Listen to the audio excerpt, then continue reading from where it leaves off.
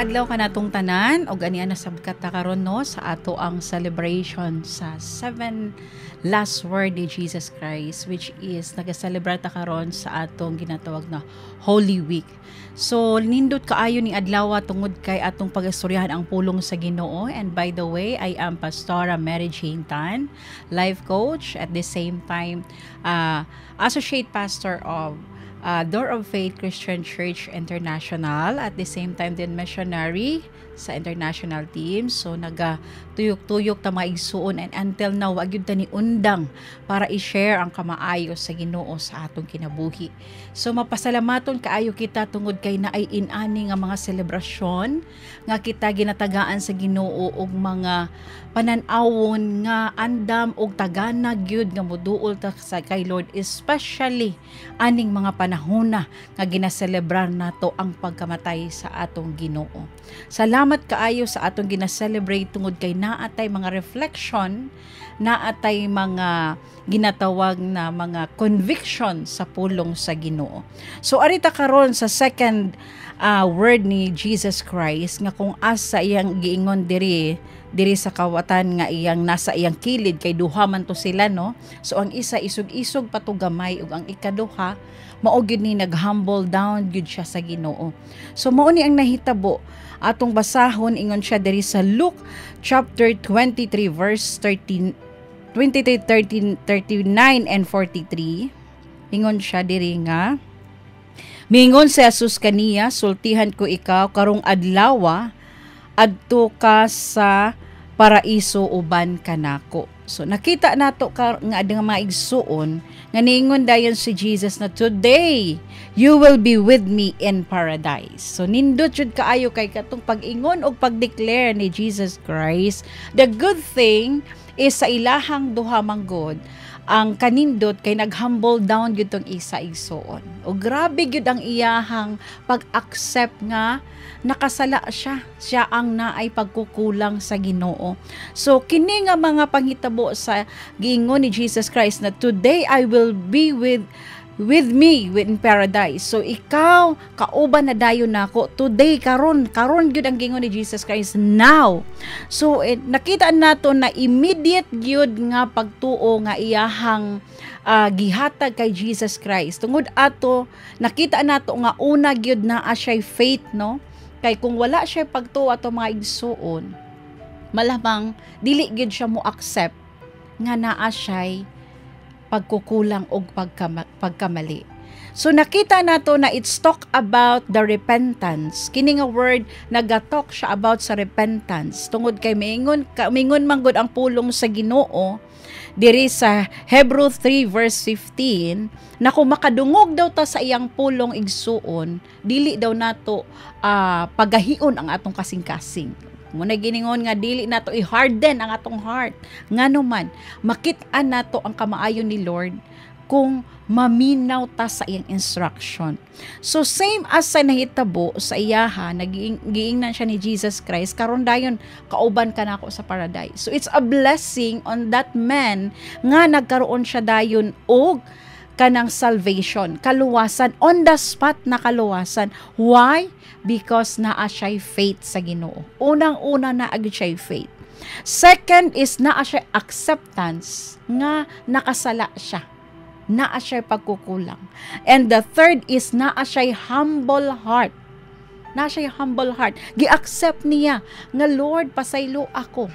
Gusto ko muuban sa imo. So grabe at that time siguro naglaban ang iyang heart nga dili ko dapat mo yaga-yaga kay Jesus Christ ni ining tawhana kay siya ang susi sa kaluwasan. But the good thing is naa siya ani nga mga imahe.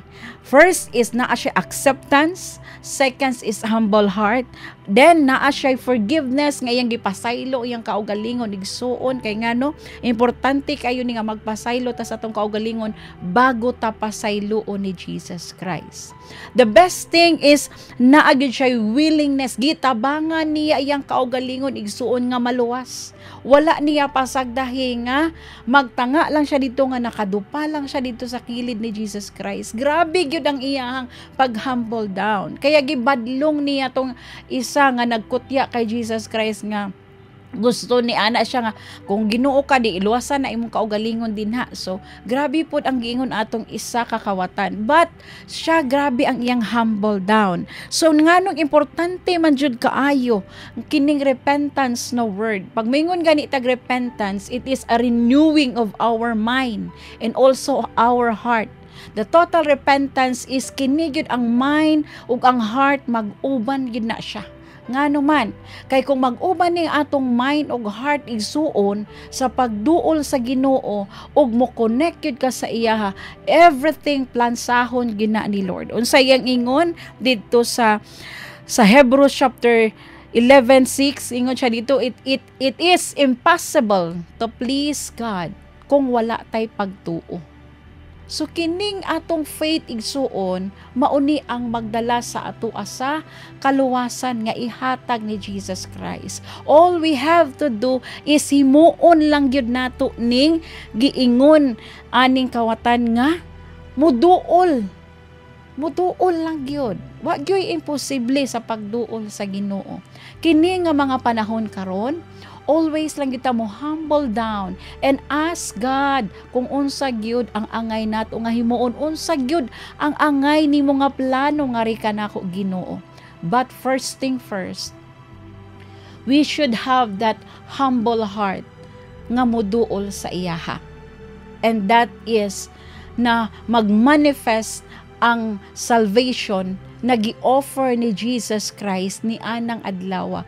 Actually, kanang 7 last word, nag-testify gyud na sa iyang love sa atoa. Tungod kay grabe ang love ni Jesus Christ, that's why na atay gina-celebrar karon na Holy Week. Muna siyang gitawag nga holy kay balaan man ang atong Ginoo.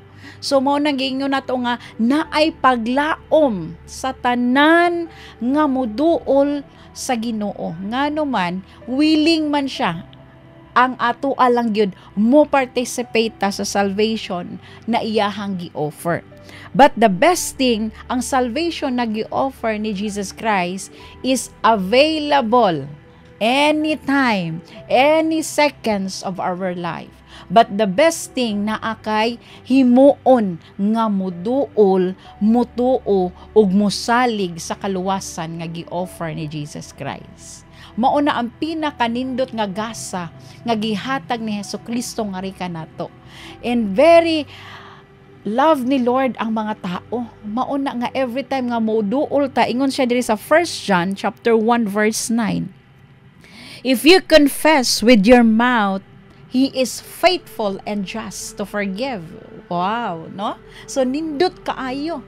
Nindot jud kaayo ang gi-offer ni Jesus Christ. Grabe ang iyang offer, special offer every time, every second na kung mo confess lang gyud ta ang kining pag-confess man gud nato igsuon, mauni naga-testify na wala tay mahimo.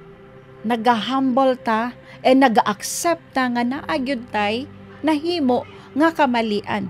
Mao gani na nga kailangan gyud ta moduol sa Ginoo, and every time nga naga-pray ta, always na nagaingon gyud nga especially sa prayer na Our Father, naa gyud diha ang pagpangayo og pasaylo. So importante nga mamngay tag pasaylo sa Ginoo, but first thing first, pasayloon sa gid pod nato atong kaugalingon kay usahay mga igsuon unsay ingon nga pasayloon nato ang nakasala kanato, especially kita nga nangayog pasaylo sa Ginoo. Nindot kaayo ang word na gihatag ni Lord karon sa ato ang ano man, it's inspire us nga naay paglaom sa tanang panahon. Willing lang gyud ta moduol, naa gyud ang iyang kamot andam nga magadupa nga ri kanato. Busa mapasalamaton kay kita igsuon tungod kay Hesukristo, tungod kay siya ang nahimong dalan. In the book of John, He is the way, the truth, and the life, and no one comes to the Father kundili pinaagi kaniya. Mao na karon, kinsa man ang atong paglaom igsuon, kinsa man ang angayan natong duulan, ug kinsa man ang makahatag og dako nga pabor sa kaluwasan, walay laing makahatag ni ana kundi ang atong Ginoong Hesukristo lamang. Busa igsuon, duol sa Ginoo, walay imposible diha kaniya. Ang tanang butang posible diha sa Dios. Daghang salamat ug maayong adlaw kaninyong tanan. Kini ang inyong lingkod, Pastora Mary Jane Tan nga nagaingon. Adunay paglaom kanunay diha sa Ginoo.